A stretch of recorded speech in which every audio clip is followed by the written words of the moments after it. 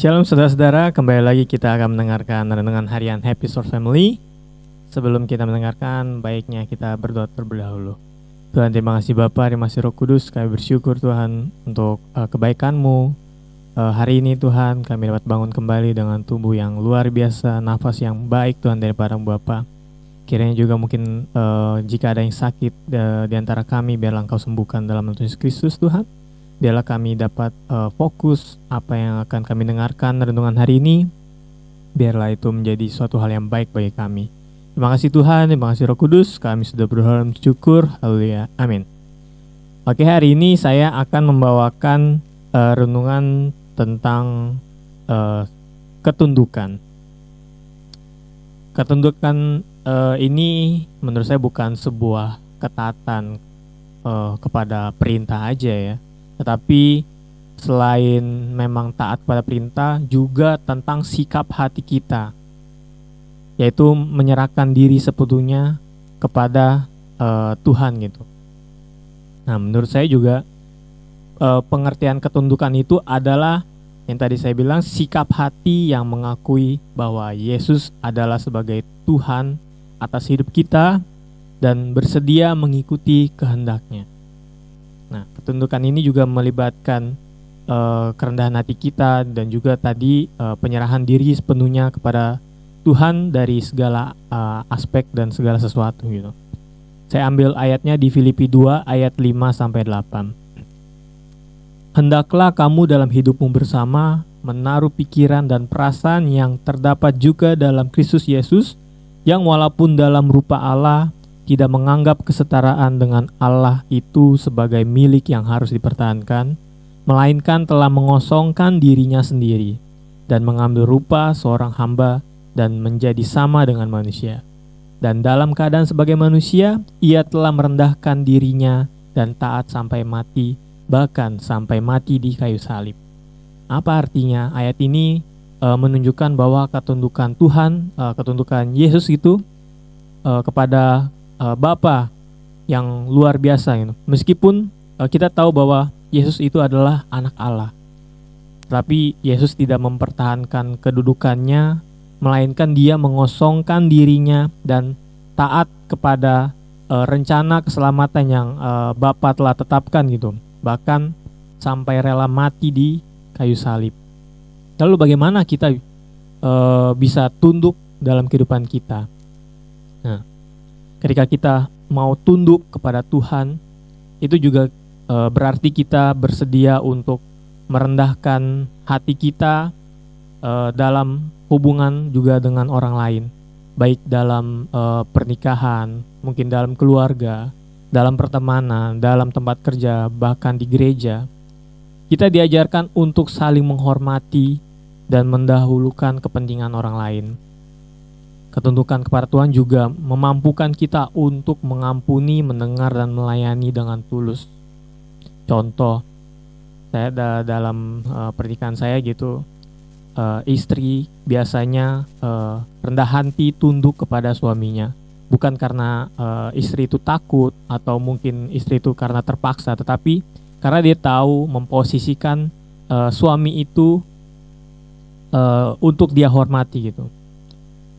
Karena Tuhan sudah memberikan suami itu sebagai kepala rumah tangga. Begitu juga dengan suami. Suami juga tunduk kepada Tuhan dan suami mengasihi dan menghormati istrinya juga. Ini adalah ketundukan yang baik, yang sehat dalam sebuah hubungan keluarga gitu. Dan itu juga ketundukan itu tidak terlepas hanya dalam hubungan keluarga atau pernikahan saja. Tapi ketika kita dihadapkan pada pilihan-pilihan hidup, apakah itu mungkin dalam karir kita, dalam pendidikan kita, mungkin juga dalam keputusan yang lain, kita perlu mencari kehendak Tuhan. Ketundukan berarti kita tidak hanya mengikuti keinginan kita, ego kita, tetapi kita juga mencari apa yang menyenangkan hati Tuhan. Tapi saya juga percaya ketundukan ini ya mungkin dijelaskan dalam mulut itu ya gampang gitu. Tapi pada realitanya ketundukan kepada Tuhan itu nggak selalu mudah. Ketika kita dihadapkan dengan masalah sesuatu ataupun mungkin ada clash dengan sesama kita, kadang kita akan meninggikan ego kita gitu. Nah, disinilah Tuhan mengajarkan kita, terkadang kita harus menyerah apa yang kita anggap baik gitu. Baik dalam arti bukan bagi diri kita sendiri, tapi baik bagi orang lain dan juga kita. Bukan artinya kita mengalah atau menyerah ya.